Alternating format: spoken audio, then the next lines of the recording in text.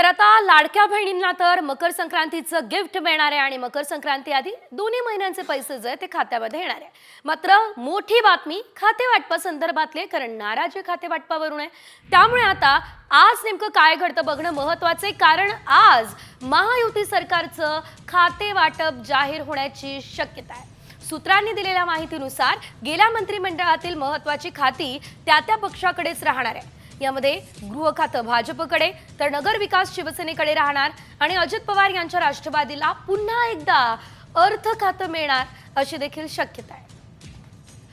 ग्राफिक्सच्या माध्यमातून बघूयात, भाजपला गृह, महसूल, सार्वजनिक बांधकाम, पर्यटन आणि ऊर्जा ही खाती मिळू शकतात।